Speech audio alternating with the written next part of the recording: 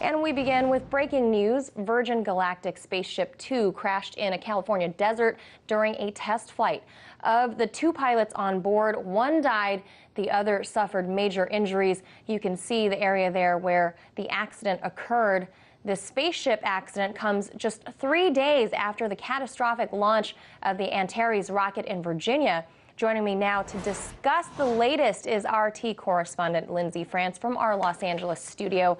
Hey there, Lindsay. So what are you hearing about this wreck in California? Well, Manila, the plane takes off. Just to explain to you how this actually works, the plane takes off carrying with it a rocket and the spacecraft attached to it. When it gets to a certain altitude, it releases it for free flight. So it releases the rocket and the spacecraft, and then that rocket fires, sending the spacecraft up into higher orbit.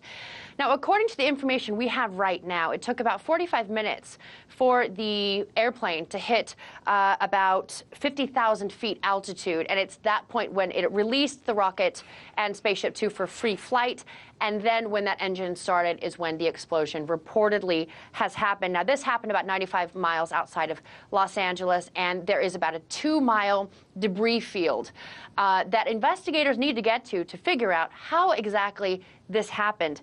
Now, this is 9 months since the last rocket-powered test. That was back at the beginning of the year, and since then there has been a change. Virgin Galactic actually changed the fuel mixture. Now, whether this is related to the crash that happened today or not is up for grabs at this point. No one knows yet. But it is worth noting that the fuel mixture was changed from a rubber-based compound to a plastic-based mix in hopes that the new formulation would boost the hybrid rocket engine's performance and able to get it higher up into the atmosphere. So a lot of things are obviously being looked at right now, but it's just absolutely amazing this happened 3 days after the Antares rocket failure.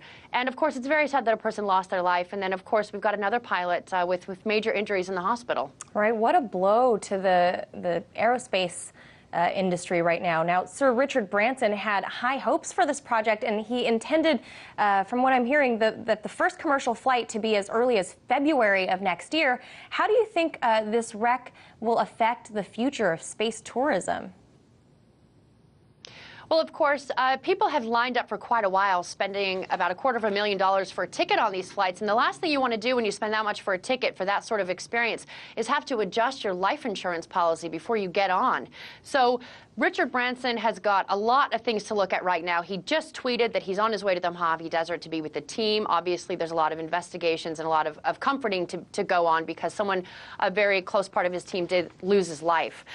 Also, it had its first trip to outer space, which is an altitude of about 62 miles above Earth. It could have taken place at the end of the year, depending on how these tests went. Now, more than 700 customers are already in line, fee paid to get on those flights. And Branson, the very brash Englishman, has always said he and his family will be the first in line to get on the flight the minute it can happen. But of course, something like this, it remains to be seen how soon that'll be able to happen and what the problem was with this rocket. It's going to take a while to figure it out. So we'll, of course, be keeping a very close eye on this because it's very interesting. There's a lot of money at stake.